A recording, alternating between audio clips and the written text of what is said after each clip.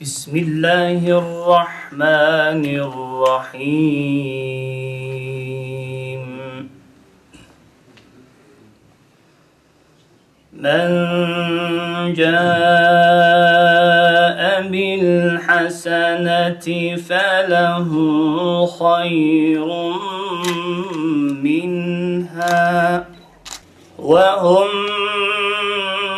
min feza'in yevmeizin aminun. İnnemâ umirtu en a'bude rabbe hâzihillezî harramaha ve lehu kullu şey ve umirtu en ekûne minel muslimîne ve en etluvel Kur'an. Son zamanlarda Türkiye'de meydana gelen bir takım gelişmeler ve Yüksek Öğrenim Kurumu'nun bu konuya el atması neticesinde Türkiye'nin çok sayılı birkaç üniversitesinde açılan kıraat merkezlerinden birisi de Bingöl Üniversitesi'ne nasip oldu. Daha önce de değerli hocalarımız bir takım kurslar düzenlediler. Ve ben hakikaten tabii çıktısı çok önemli. Yani kurslar düzenlenebilir. Doğu toplumlarında her zaman görsel olarak bir takım şeyler yapılabilir. Vitrin zengin olabilir. Ama çıktı nasıl, sonuç ya da ürün nasıl? Zaman zaman denk geldim. Burada kurslarımıza devam eden arkadaşlarla görüştüm. Hakikaten canı gönülden, arkadaşlarımız da bilmiyor, kursiyer arkadaşlarımız belki bundan haberi yok. Zaman zaman ben burada karşılaştım ve sordum. Hakikaten hem çok yeni şeylerle karşılaştıklarını, hem çok verimli geçtiğini, hem de çok fayda sağladıklarını bizzat kendileri bana ifade ettiler. Hem bayan, hanımefendi arkadaşlarımızla konuşabildim, hem erkek arkadaşlarımızla konuşabildim. Dolayısıyla bu büyük bir nimet. Bu nimeti tepmememiz lazım. Bu fırsatları kullanmamız lazım. Buna ciddiyetle sarılmamız lazım. Gelecek nesiller de, imam arkadaşlar olsun ya da müezzinler olsun, bizim açacağımız çığır ya da yol üzerinde yürüyeceklerini düşünmemiz lazım. Sorumluluğumuzu yerine getirmemiz lazım. Teşekkür ederim. Hayırlı olmasını dilerim. Ve görüşerek tasavvuf kursunun açılması ile ilgili çalışmalarımızı başlattık ve izin yazısı geldi. Sonra değerli hocalarımızla, buradaki rehber hocalarımızla, Kıraat Merkezi'ndeki, İlahiyat Fakültesi bünyesindeki, Kıraat Merkezi bünyesindeki hocalarımızla ve bizim müftülüğümüzde bu işi daha önceden derüfte etmiş, kurslara katılmış, rehber öğretmen olabilecek arkadaşlarımızı, asistan olacak arkadaşlarımızı tespit ettik. Ve hemen yaklaşık 38'e yakın bir müracaat oldu. Yaş tahdidi koyduk. 35 ile 40 arasında olsun dedik. Çok yaşlıları fazla hırpalamak istemedik. Artık onlar 50-55 falan belli bir mesafe almışlar. Ve bu arkadaşlarımızın içerisinden hepsine hemen hemen ciddi bir şeyden geçirerek, hocalarımız da buradalar, imtihanı yapan hocalarımız, ciddi bir imtihandan geçirerek ilk 13'ü ve ikinci 12 kişi arkadaşımızı 2 sınıf halinde belirleyerek çok yoğun sınıfta yapmak istemedik. Çünkü iyice yetişsinler. Hatta içinizden bazıları rehber öğretmen olarak yetişecekler. Bazıları gönüllü hocam bizi buraya alın diye geldiler. Yani dosyamızda bizim olsun, aynı zamanda meslek hayatımızda sürekli itilip kakılıyoruz dediler ve bu ortama bugüne hem hocamızın, rektör hocamızın, hem dekanımızın, hem buradaki rehber öğretmenlerimizin, hocalarımızın teşvikleriyle bu duruma getirdik. Bu önemli bir şeydir. Bu önemli bir adımdır. Bingöl'ümüzün hem kıraat merkezimiz olarak hem de müftülüğümüz olarak çıtasının yükseldiği anlamınadır. Yani biraz seviyesi artık yükselmiş ve iddiası olan bir kıraat merkezinde okuma imkanını biz yakalamış olduk. Tabii bu orta ölçekli bu adımlar ileriye doğru da devam edecek. Böyle kurslarla artık herkes kendi ezanlarını, kendi yapacağı oradaki hizmetleri daha ön plana alarak yerine getirmiş ve ifa etmiş olacak. Arkadaşlarımız heyecanla bu işe girmek istediler. Yeniden masaya oturarak imtihana tabi tutuldular. Tam puan alanlar vardı işlerinde. Tam puan alanlar vardı.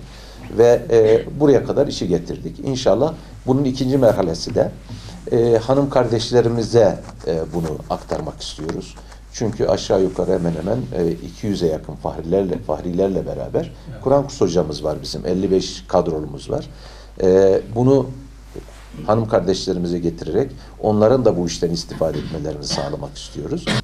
Kursun temel amacı Bingöl'de ve Bingöl yöresinde tasih huruf ve belki arkasından gelecek olan Kıraat-ı Aşere gibi kurslar vermek. Tabii bu baştan beri olması gereken müftülükle birlikte, Diyanet İşleri Başkanlığımızla birlikte devam ettirmek şeklinde idi.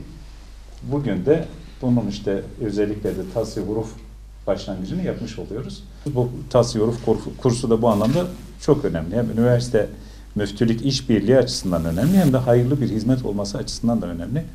Bölgemizde medrese geleneği çok güçlü. Her birimiz biliyoruz bunu. Ama kıraat maalesef zayıf. Zayıf derken tabii ki çok iyi olanlar var. Onları istisna tutuyoruz. Ezanlarımızı okurken daha güzel, daha biraz ruhumuza hitap eden, biraz daha bizi etkileyen şekilde olması gerektiğini düşünüyorum. Yine müezzinlik yaparken hakeza öyle olması lazım. Bölgemizde taziyeler 3 gün devam ediyor. 3 gün boyunca ara ara güzel Kur'an okuyan arkadaşlarımızın Kur'an okumasının Kur'an'ın ruhuna daha uygun, taziyelerin ruhuna daha uygun ve aynı zamanda bir farkındalık oluşturacağı kanaatindeyim ben. Onun için taziyelere giderken de kıraat merkezinde bulunan hocalarımızdan bazen yanımda götürüyorum. Güzel aşır okuyorlar. Hakikaten cemaat de, taziyede bulunanlar da ciddi anlamda etkileniyor. Bu etkilenme şundan dolayı önemli ya da farkındalık şundan dolayı önemli. Gençliğe ağırlık vermemiz gerekiyor. Biraz önce Müftü hocamız da söyledi. Farkındalık oluşturursak taziyelerde, cemaatlerde vatandaşlar kendi çocuklarını yetiştirirken daha baştan itibaren bu alanlara yönlendirirlerse daha erken zamanda bu işleri halletme imkanımız olur. Belli bir yaşa geldikten sonra siz de biliyorsunuz biraz daha zorlanıyoruz.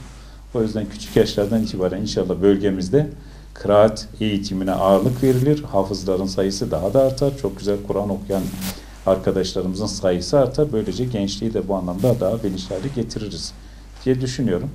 Program hakikaten benim açımdan çok önemli. Üniversitemizde gerçekleşiyor olması önemli. Müftülüğümüzde ortak yapıyor olmamız önemli.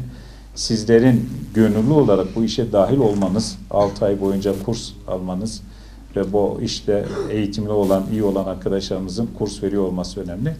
Ben bölgemize, ilimize, ülkemize bu kursun, tasavvuf kursunun hayırlara vesile olmasını diliyorum. İnşallah önümüzdeki zamanlarda her biriniz kurs sonrasında, zaten şu anda da onu yaptığınıza eminim, sonrasında da bulunduğunuz ortamlarda en güzel şekilde Kur'an'ı okuyarak bir şekilde Kur'an'ın temsilcisi olacaksınız. Toplumumuzu biz en güzel şekilde bu yolla etkileyebiliriz. Güzele, iyiye doğru bu şekilde götürebiliriz diye düşünüyorum. Sizden sonra da yine buralarda, yine müftülüğümüzle birlikte daha güzel, daha etkili, belki daha farklı kurslarda gerçekleştirmeye devam edeceğiz. Ben tekrar hayırlı olsun diyorum. Hepinizi kutluyorum. Müftülüğümüz dahil olmak üzere, Sayın Müftü Hocam dahil olmak üzere katkısı olan herkese çok teşekkür ediyorum. Evet arkadaşlar,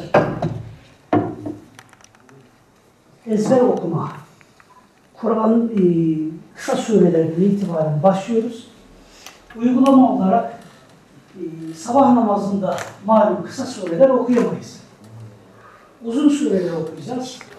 Euzu billahi mineşşeytanirracim.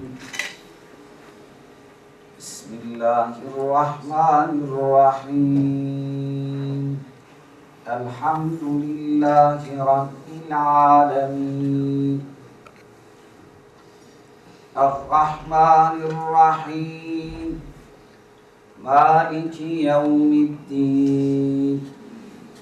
İyyâke na'budu ve iyyâke nesta'in. اهدنا الصراط المستقيم صراط الذين أنعمت عليهم غير المغضوب عليهم ولا الضالين